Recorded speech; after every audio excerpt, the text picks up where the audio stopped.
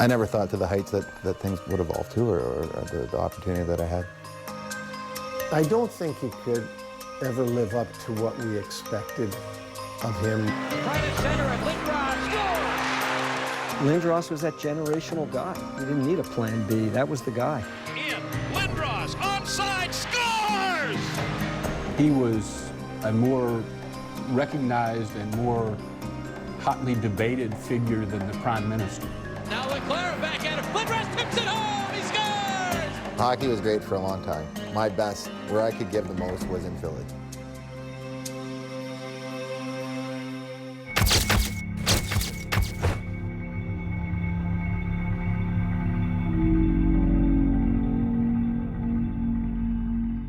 I didn't realize I was ever going to play pro till I was about 16 or 17. It never really entered my mind that way. I just really loved the game.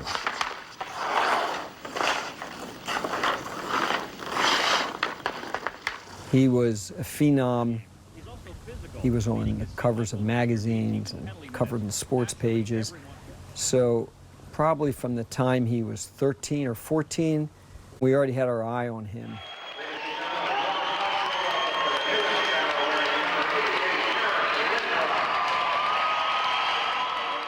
He got more hype than even Lemieux and even more than Gretzky. I've been identified as a future star as early as age 14 or 15. Over to Davis, back to Lewick. Craigwell, big chance, score! Here's Lindros, quick shot, he scores! Eric Lindros from the side of the net. Lindros and Tony Young going toe-to-toe, right in front of the goal. And now Lindros pummels Tony Young to the delight of this Oshawa crowd. It wasn't until I was into Oshawa, and probably in my second year, that I started to think about, you know, there's a chance here, maybe I can play and make a team and do something with hockey. All right, gentlemen, the name of the game is draft poker. The stakes are high. Get your money ready. The pat hand in this game belongs to Eric Lindros. The king holds 4 aces. Entry draft 1991 is just about set to get underway. The #1 name on the lips of everyone here today is Eric Lindros from the Oshawa Generals. He is the consensus best player available. It was well known that he would be the first overall pick that year. And as the season wore on, of course, it was well thought that the last place team was going to be Quebec, and there was no lottery at that time. So Quebec was going to have that first overall pick. And then when it became obvious that that was going to happen, there was questions all the time about, will he play in Quebec? He has not made a commitment to the Quebec Nordiques. The Quebec Nordiques are definitely making a commitment. I talked to an NHL personnel with other than Quebec, the Quebec Nordiques, and they say that Quebec is very firm and very intent in calling Eric Lindros' bluff in his high-stakes poker game and going as long as they possibly can, perhaps a year or two, and see how tough Eric Lindros' resolve is. And I know that the Eric Lindros, his family, Bonnie Lindros, Carl Lindros, they're equally resolved that they're not going to Quebec. Are you confident that you can sign him? Yes, we are. You know, we have very competent people, and we have imagination, and I think that's what it'll take. Is it true that he has said that he does not want to be drafted by the Quebec Nordiques? Well, he's never said that. I think he respects the NHL, and he keeps his options open, and you have to respect that. It wasn't the organization at all. It was one person. It was their owner, and I didn't want to play for their owner. Didn't want to play for him. It wasn't like we just hit a switch without knowing you know, what to do. We had done our homework on things and also met with them numerous times. Numerous times. It was easy to make that decision. And joining me now is Eric Lindros' representative, Rick Curran. Despite the fact that Eric hasn't come out and said that he won't play for Quebec, that is certainly the very wide public perception. Are you worried that it's painting him in a bad light? No, I don't think so, Paul. I think by now people realize that he has a number of options available to him, and at the right time, Eric's going to have an opportunity of sitting down and reviewing those options, and when he makes his decision, I think people will go along with him. At no time was he ready to go to Quebec.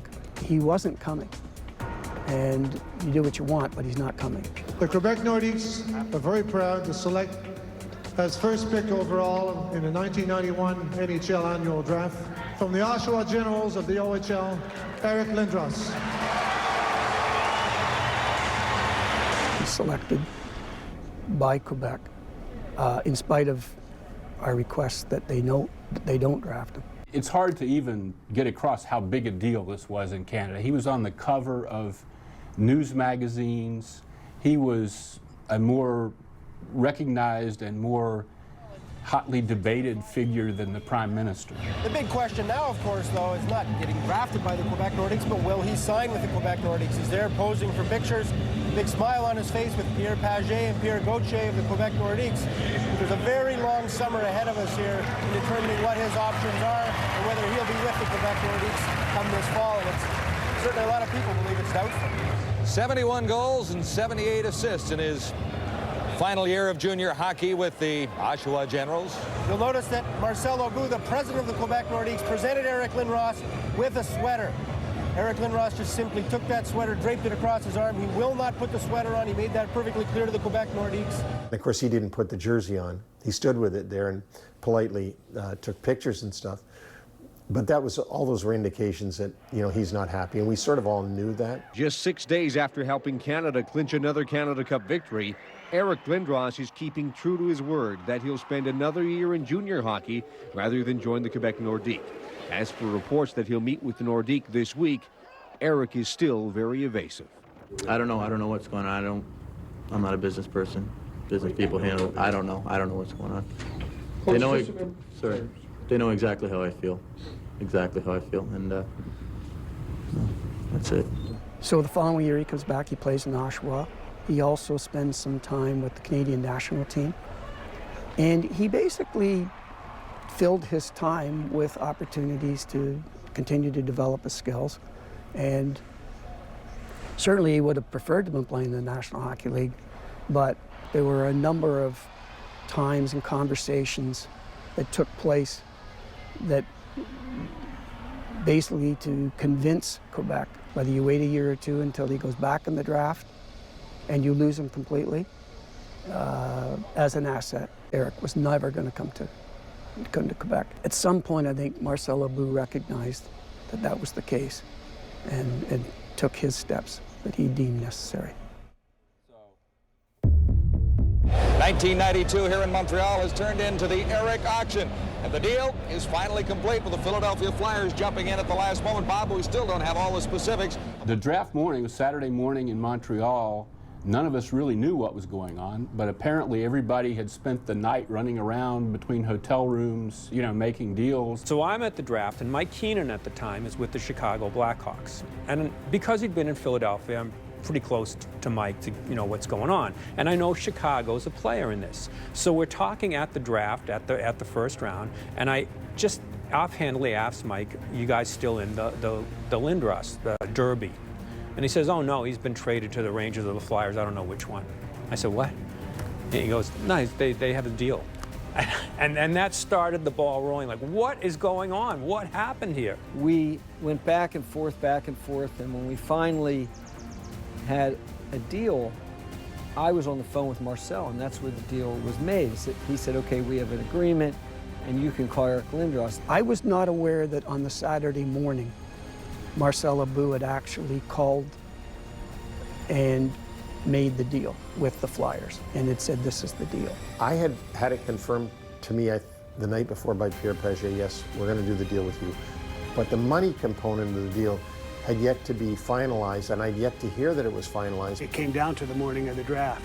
In one conversation they made from 2 hotel suites, one where Aubu was in, and one where Jay Snyder, who was the president of the Flyers then, was, that Jay said, do we have a deal? Do we have a deal? And Aubu said yes. We learned a half an hour ago that Lindros was going to be traded from Quebec to the Chicago Blackhawks. At the last minute, both Chicago and New York withdrew their offers because the Philadelphia Flyers have stepped in, and we have been told that that is now a done deal. Eric Lindros will become a member of the Philadelphia Flyers. I was literally getting ready to go to the draft, and there was a knock on the door. It was Marcel, and he said, oh, hey, I've traded him to the Rangers. I was shocked. And we had some choice words, and then he left, and things happened from there. So there was a dramatic announcement made on the floor of the draft that the Rangers and Nordiques think they've made this trade. It was the most chaotic day I've ever been involved in, because I'm covering a story that I can't believe actually happened. The deal was made with the Flyers. And then I had walked down to say something to Russ Farwell. And he was somewhat bewildered. And he said, I don't know what's happening. He said, there's been another change. And then someone else came to me and said, they just traded him to the Rangers. And I said, how did they do that? You're out of the loop. You're really sitting in the back seat, not knowing where the car's headed to. You know? After Marcel dropped that news on us in our hotel suite, I called my father and told him, and he first said, the heck with it, let it go. And then he thought about it more. We were still on the phone. He said, you know what, let's not say the heck with it. Go talk to Gil Stein, the league's general counsel, and ask Gil what what our rights are. So I went to the draft, went right and spoke to Gil right away. He said, you can arbitrate this. It was very difficult because everybody knew this could go one way or the other. Given their druthers, the National Hockey League would love to have Eric Lindros in New York. Jay Snyder came up to me, and we were friends, and he said, Neil, don't announce your trade because we're going to grieve it. Neil just rolled his eyes and shook his head. He was frustrated. I'm not even sure if he wanted to do the deal the Rangers had put on the table. I said, what trade? He goes, the Lindros trade. I said, I don't even know that we've got a Lindros trade. He says, well, we think we have, so we're going to grieve it. I said, I don't know, whatever. Jay then walked up to Obu on the draft floor, and the cameras caught this. Tapped him on the shoulder and says, you don't have a deal, we're arbitrating. And turned around and walked away, and there's a look on Obu's face, so sort of a half sneer, half his mouth hanging down like, I can't believe this. They called it the hit because I tapped Obu on the shoulder really hard. It was a tap, but in the Quebec media, it was a hit. This thing was so charged up in the province of Quebec because it was seen as anti-Quebec. From there, it led to a very intense process over the next week. We were all told we weren't leaving Montreal, we were staying because there was going to be a hearing. Well, since he was drafted by the Quebec Nordiques and he said he wouldn't play, we've all wondered where the next superstar would play. Let's find out now. Let's go to the NHL offices and arbitrator Larry Bertuzzi, who will make his announcement known right now as to where Eric Lindros is heading. Literally, I was making it up as I went along. The argument was, had they made a trade with the Flyers? I could see everyone's countenance changed, literal jaws dropping. Many of these journalists thought it was going to be getaway day after a full week of NHL activities in Montreal. But the seemingly never-ending saga of Eric Lindros just won't let them get away. We're part of the National Hockey League, and we abide by the bylaws and Constitution, period. No matter what the consequences, and no matter, we're just not the type of club that is going to work outside the jurisdiction that's been set up. How long do you think it will take you before you render a judgment? I am committed to the parties to render that judgment as quickly as possible, and I hope that can be measured in, I can't commit myself, but I hope it can be measured in hours, days, certainly not more than that. I was enjoying a weekend at the cottage, and I got this call, and I wasn't following the draft that day because I was out of range, no cell phone, no TV up there. And when I got the call, I thought, it sounds both challenging, interesting, and frightening. The arbitration was very intense. Our attorney, Phil Weinberg, his wife was having a baby. Right then, literally right then. They were in delivery. Bill Wirtz from the Chicago Blackhawks lent us, I guess you'd say, his attorney. The Rangers had their attorney, and the Quebec Nordiques hired a law firm. Oh, they were clearly outnumbered. Quebec had 3 lawyers of top-notch quality. It was very intense for 5 days, no time to rest. There were media everywhere, articles in the papers that were very negative towards us. There were no rules of procedure. There were no rules of how this thing should be conducted. Literally, I was making it up as I went along. I was making it up from my experience of how to run a proper hearing and how to keep three parties moving. The case really hinged on whether there was a completed deal in advance of the Rangers deal. Because we were basically 1 against 2 in that in the arbitration, Quebec and New York were agreeing that they had a deal. We needed to prove that our deal came first. The argument was, had they made a trade with the Flyers, and because there was no paperwork backup in those days, that we had to go through a process of questioning everyone to find out, what had actually happened. Quebec said to anybody, we're not going to give you access until we have a deal. The Flyers had the number and called. It was very clear from the conversation with the Lindroses, who were at their cottage at the time, that yeah, he would come to the Flyers. The number one argument from the Nordique was that we never did finalize a deal. It was always loose. It was a continuing process. Philly had a condition that they wanted to conclude a deal with Eric before the deal was finalized. We were asked, is this contingent on signing him? And I'm on the witness stand. I knew the way this arbitration was going and the media coverage and the scrutiny over this, how bad it would look for the league to unwind this, that this was a moment of decision. And I had to think, and I decided on the spot to drop the contingency, and I said no. He absolutely surprised everybody by dropping that contingency on the witness stand, including me, his lawyer, who had no idea that was coming. The arbitrator looked at me, he said no, and I could see everyone's countenance changed, literal jaws dropping, eyebrows raised. I said, we dropped the contingency. By dropping that condition, Jay gave some finality to the whole situation that I think certainly was very critical in terms of how things ultimately turned out. Because New York had the very same condition, it made everything neater when Philly said, we're going to drop it, because picture what the result would have been. I would have made a decision after 10 days with the world watching, the NHL waiting, and the decision would have been, I think Philly might have a decision in their favor if they can go and get Eric to sign a contract, and we'll all have to sit back and wait.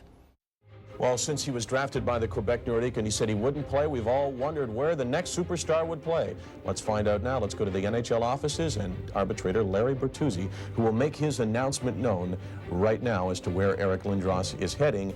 The arbitrator starts to read his ruling, and about 5 minutes in, Jay and I are kind of looking at each other like, he's saying some of the things that we said, and he seems to be kind of focusing on the facts that we focused on. I heard from Philadelphia and at least one other team that Obu's position was that such permission to speak with Lindros would not be granted until we had a deal. I listened like others, and that's when I found out that I was going to Philadelphia. I find that Philadelphia made an enforceable deal with Quebec with regard to Lindros' rights and other consideration.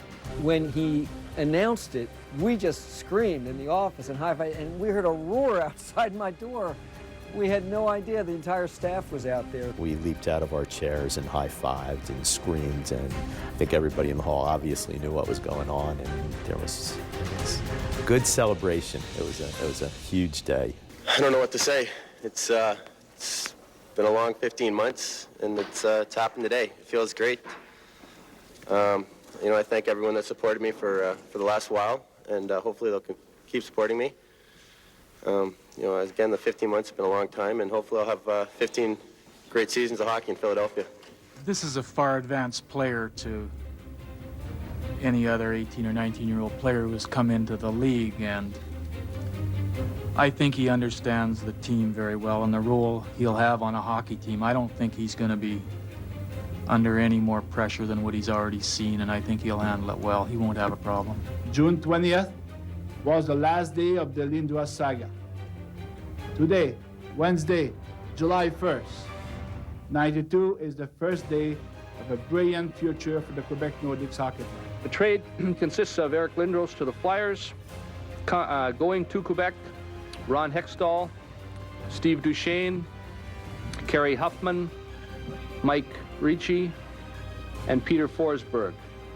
In addition to that, our first pick in '93 and the future consideration that I mentioned. In addition to that, there's $15 million.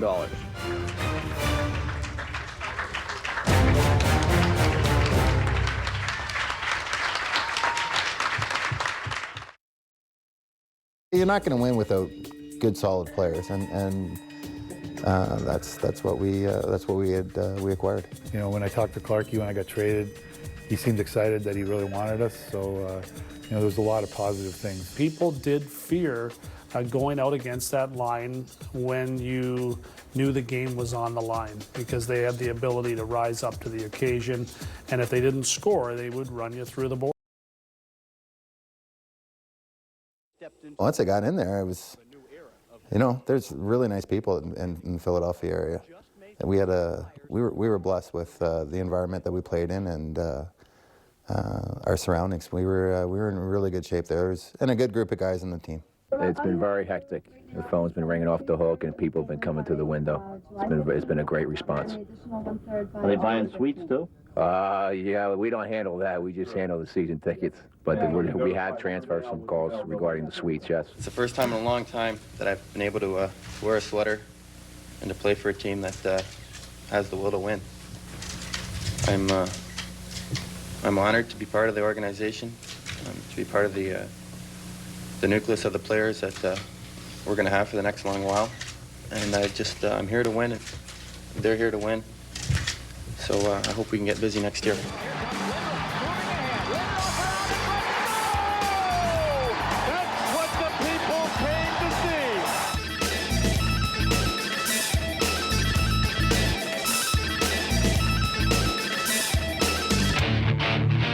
Bull in the china shop, just a big power forward, tremendous hands, could score, could beat you any way you wanted to play. With Eric, it was always that he's got the skill, and there's a select few players who have that great skill, but then he had that addition of the size and the strength. And if it had all come together, I think best combination of skill for this game, maybe ever. Regardless of how big and strong and talented he was still a teenager in the NHL playing with men. And he had so much responsibility on his shoulders, but the Flyers didn't have very much for him to play with. And they struggled for a while, but not because of him. I mean, they kept the building full because of him, but one player doesn't make a team.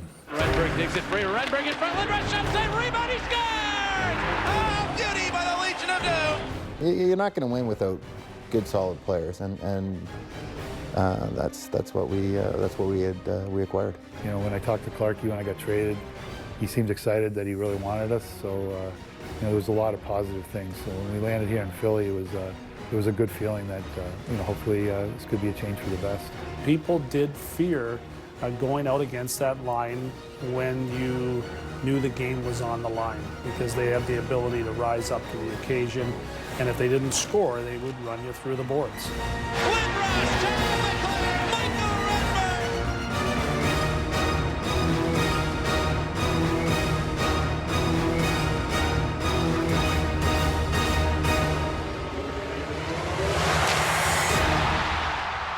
That was our dream, that two great big guys get somebody who could take a little heat off of Lindros and allow him to have some room to use the ice. And Leclerc obviously did that so much. And Renberg was a bonus. And we already had Renberg, and they stuck him up there, and then the three of them just clicked. We were confident in one another and confident and we knew we could play. I kind of learned that real quick, that if you get yourself open, he'll find you. And he might look like he's losing the puck, or the guy's got him covered, but he was so big and talented and strong that he was able to make plays that other guys couldn't. In that 1 year, and it was a shortened season, but in that 1 year he was so good, and then the following year too. And it was just a matter of whether Eric was healthy. If he could stay healthy and play a full year, he was going to be in the Hart Trophy discussion. There was no question about it. And the Hart Trophy goes to Eric Lindros.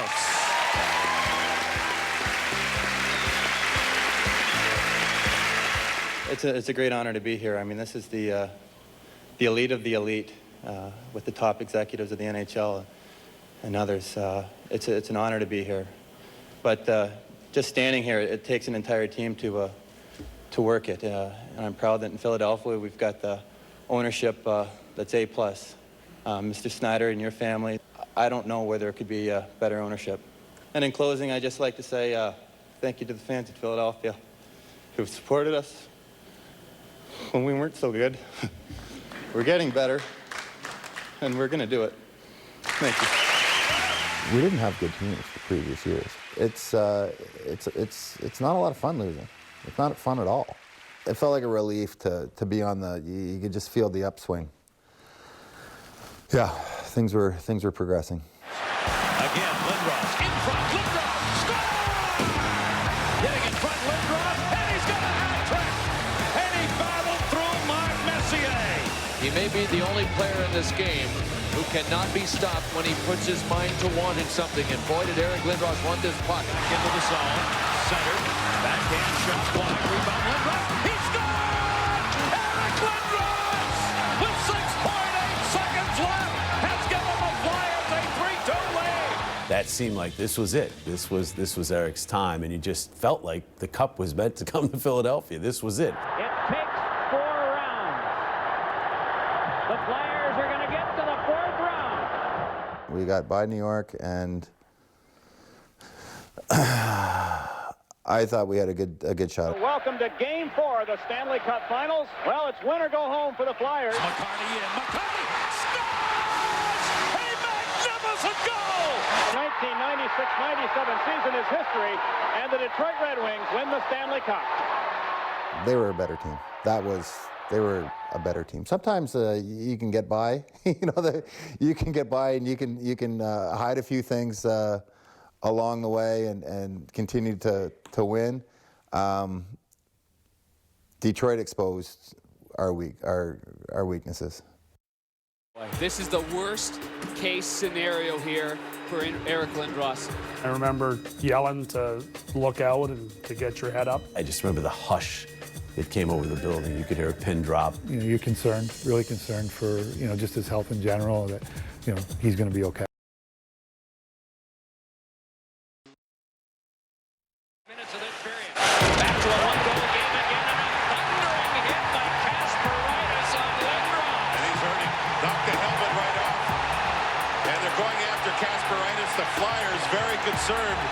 Lindros took a blow to the head, knocked the helmet right off, and he is dazed. Now he's in trouble. Yeah, I mean, it's disappointing anytime you see a teammate go down, but obviously that's pretty close with Eric, and it was upsetting to see Eric, especially when you know the history a little bit as it moves forward. You're concerned, really concerned for just his health in general, that he's going to be okay. Here's a good example behind the net. Buchner and Lindros going at it. There's no support nearby. In fact, the Predators get one in there before the Flyers' Recchi comes in. I recall going to the bench and saying, your ribs are not in good shape, and I had them looked at, finished the game, had them looked at after the game, and like you always normally do, the guys would all meet down the street, and we go get something to eat after, and I went into the restaurant, and I was probably there about 7 minutes, and I just didn't feel good at all. I went back to the hotel, and then, long story short, I'm in the hospital the next day. You don't worry about the next game. You don't worry about the first round. You worry about what's going to happen in the next hour. How scary has this been for you and for him? What's amazing is we actually start to get desensitized. I think when you've been in this line of work for a while, obviously with past injuries with Eric and myself, and the scariest thing to me, the guy lost half his blood. That's just something you don't encounter that much in hockey, or anywhere else for that matter. But it's been difficult, but I almost don't want to say this, but almost normal for some reason to me. I don't know why. I didn't think much of it until I couldn't fall asleep, and I couldn't really move, and I got up and I just laid in the bathtub all night. And I didn't roll over, and it propped me up, and it kept me warm. And in the middle of the night, Jonesy walked in and said, "This isn't there's no way it's going to work here. Yeah, so then they took me in the ambulance in here, and Dr. Laws stuck a garden hose in my chest. His pain threshold is so high, he kept playing despite the injury. We think this probably was a small artery that was bleeding, and it rapidly filled up during the night and early morning hours, compressing his right lung almost completely and also shifting the contents of the right chest cavity over to his heart, pushing the heart even to the left, which was compromising his blood pressure situation and cardiovascular status. But I think most anybody else would have known it right away and probably stopped, but he just kept going. I think that if the Flyers go deep into the playoffs, maybe, underline maybe, he might be in a condition where he could return. But I certainly wouldn't see that happening in the first couple of rounds. We're just fortunate that Eric was able to, to survive this incident and hopefully, to recover quickly and hopefully the guys are still kicking around the playoffs when he's ready to get back. I'm feeling better every day, and worst case scenario is I don't come back, until September. But I think because of the jump start that we've had here, and the good care that I've had here, that might be on my way to something a lot sooner than that. My iron levels were doing much better. I was ready to play if we had gotten through the first series and we lost to Toronto. And we could have won that. And the season is over for the Philadelphia Flyers. For the second consecutive year, they go out with a heartbreaking loss on home ice in the first round. The Leafs win the series 4-2. Jones, right wing feed for Lindros, back for Jones. Lindros got nailed by Gill. That's why the crowd is cheering. The Flyers continue to work for the puck. Lindros is heading over to the Philadelphia bench. We spoke with the doctor yesterday. He said that he had been hit and that he had migraine headaches and that he had taken a lot of Advil, and these were the results of it. Initially, we don't think it's anything to do with the concussions. He just wasn't feeling well and had a headache. He was zoning out on a few plays, and I roomed with him that night, and he told me that he didn't remember a few shifts. From that point, I knew it was more than just headaches. It was more likely post-concussion. If Eric himself were complaining about our trainers or our doctors, or if any of the other players were complaining about our trainers or our doctors, it would be taken care of instantly. Hockey shouldn't be like this. Hockey should be just strap on a skates coat and play. You get hurt, you heal, you get back out and play. All this other stuff is really frustrating. And, I haven't said anything in the past, and I'm just, it's it. I boiled over. I'm really unhappy about what's going on here. We had a real good relationship until I thought, right or wrong, that his parents, who were his agents, were interested in Eric, rightfully so, parents and stuff like that, more than the team. And I worked for Mr. Snyder and the Flyers. I was more interested in the team, and they felt that the doctors didn't take good care of Eric, which I fought against, and a few things that went on. They felt that we were, as a team, against Eric, which was never the truth. All we wanted was for Eric to be a good player for our team, and it didn't work out that way. I don't see a point in going back to that. Yeah. I'll leave it at this. I don't understand why when a player gets injured, and I never understood this, why an organization or a team separates the injured players and have them come into the rink, skate by themselves. And I get it if they can't have contact or things like that, but if you're for an extended period of time, and basically keep you separated from your teammates. I'll never understand that. And I'm not saying this relates to that because I wasn't skating. I wasn't at the rink so much. I just don't understand why. Do they do that because they want you to come back quicker? Is that what is? I don't understand what the philosophy is with that. Someone hurts their shoulder. You know, why isn't you don't travel with the team? Why aren't you with the group? I don't. I never understood that. It was an interesting time, and I wasn't. Again, there's no need to go backwards with this, but I had lots of time to think to myself. I'm around the team every day. I'm around Eric every day. I was around, you know, all of it, so I was aware of it. But one thing I will say with Eric is that he didn't voice it or complain that much with everybody. It wasn't like that was the only thing on his mind. He kept a lot of that personally to himself, and you know, dealt with it internally more than he did, you know, one of those guys trying to get everybody else on his side kind of thing. Things are moving along really quickly, and again, I've got a good sense for where I'm at, and I'm feeling real strong, and you know, everything willing here that and you know, the baseline and Dr. Kelly give me the green light. I'll be right back in. I still haven't heard, you know, what his situation is, and when I get the okay that he's going to be ready to come back, then we'll sit down and talk. Are you worried that it'll be a distraction to the team, considering how well it's come together in his absence? After all this team's been through, I don't worry about much.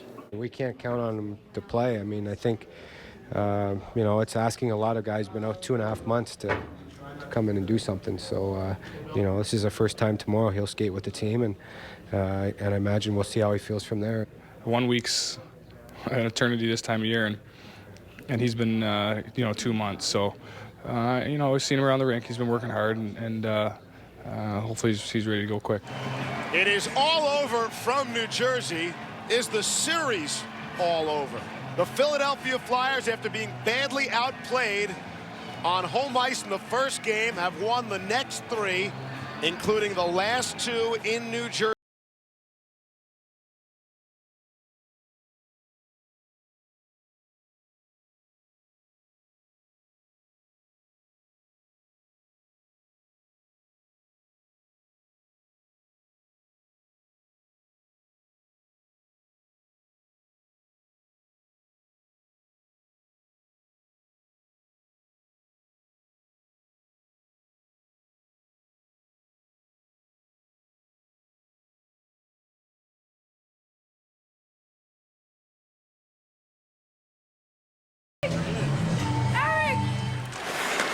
Trying to get out of his own skates. Turnover at center. Here's 88. Lindros makes the move, and Lindros is hammered down on the ice by Scott Stevens. And Lindros remains down on the ice as all the other players come together. Oh boy, this is the worst case scenario here for Eric Lindros. You have to feel for Lindros and everything he has tried to battle back from. I was right behind him. I remember yelling to look out and to get your head up. It was early in that game, and then it was just complete silence in the building. I just remember the hush that came over the building. You could hear a pin drop, and he got up, and really I thought for about 5 minutes it was still that quiet. Even though the game started, you could hear the sticks and the pucks and everything a little bit more than normal. You know, as a team, we were pretty resilient that year, and I think we did regroup okay, but you know, that series was lost before that hit, unfortunately. We weren't going to allow him him and his dad actually, to abuse people who work here any more than we were fine. It was just something that was going on away from us, and we kind of kept pretty focused within that locker room. I think things had become untenable.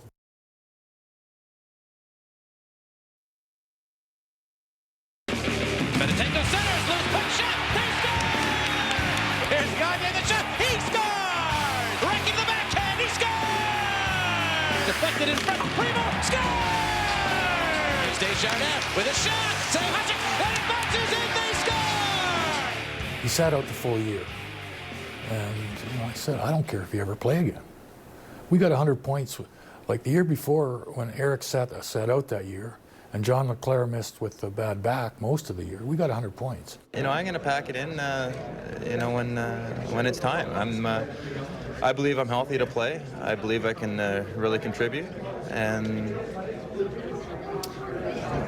I'll wait to pack it in when, like everybody else does in this league. You know, everybody is scared of his family.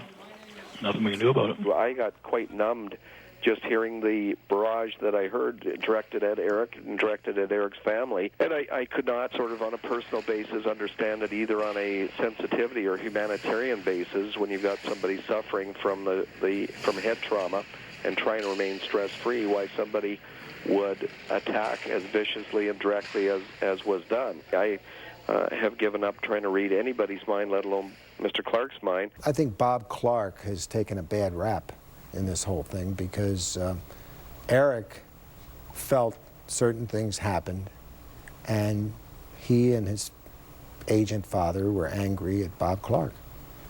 Bob Clark's never been angry at Eric. Last night, Eric Lindros decided not to accept the qualifying offer made by the Philadelphia Flyers. Who's going to trade for him? I don't know. I mean, you know, it's easy to say everybody wants him, but as far as I'm concerned, nobody wants him now because we haven't had any offers.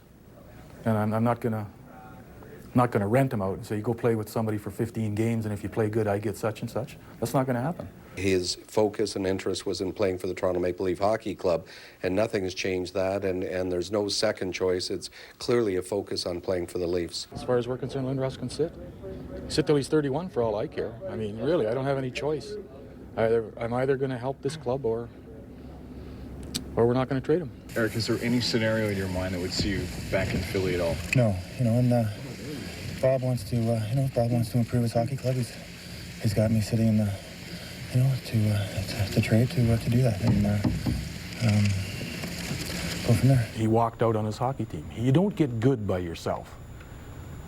He walked out on John LeClaire and Eric Desjardins and all these guys. He didn't want to play here.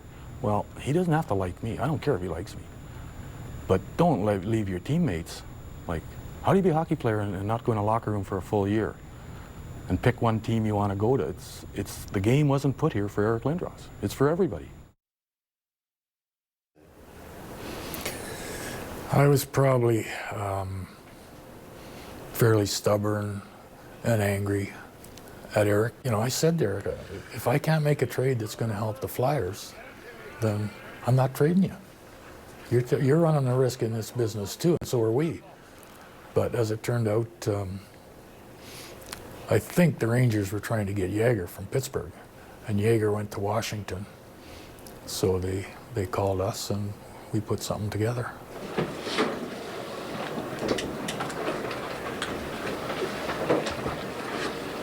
I don't think this is much of a surprise to anybody.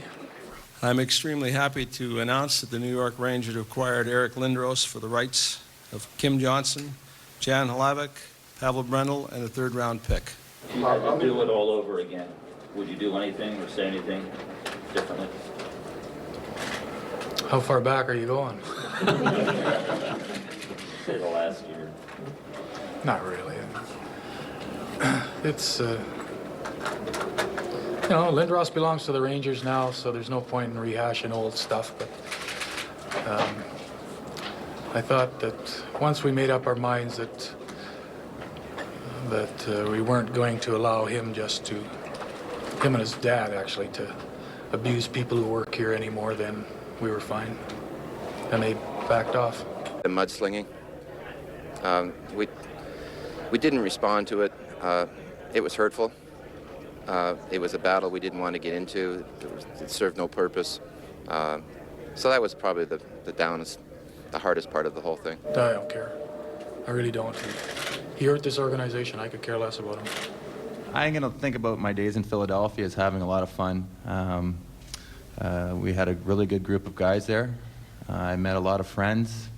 The fan support there is excellent. I've got nothing to say but good things about all those elements of Philadelphia. The rest of it, no, I don't care to be involved in it. I didn't get myself involved in it last year. You know, I was happy for him. It was time, I think. You know, it's unfortunate the way things ended, but I think for him personally, I think it was a good move.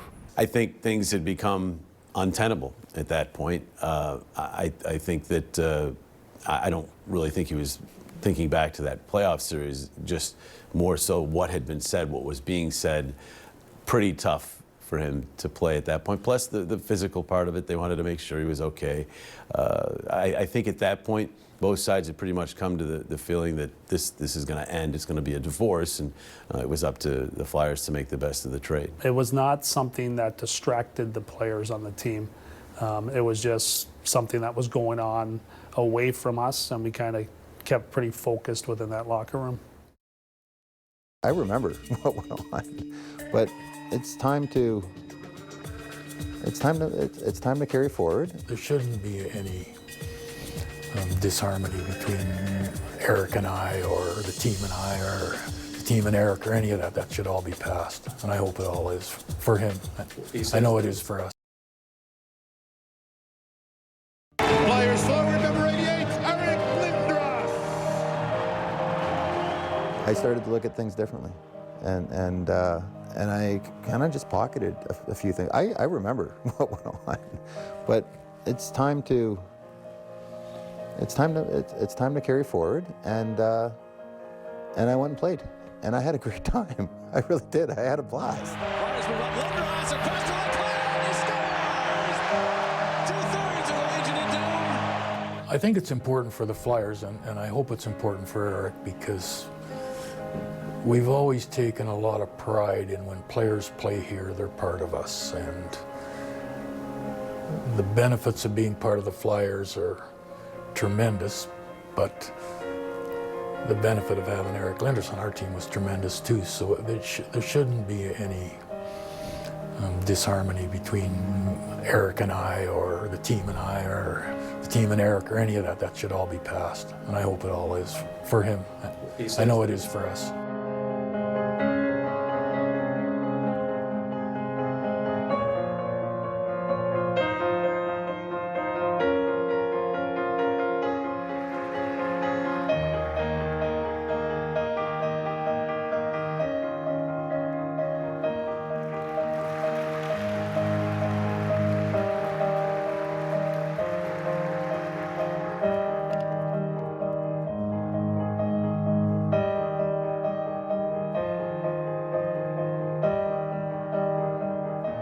I never played as well anywhere else than in Philadelphia.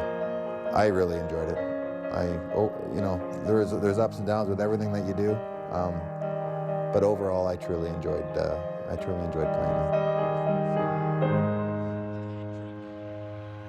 11th career 3-goal game, lifting the Flyers to victory.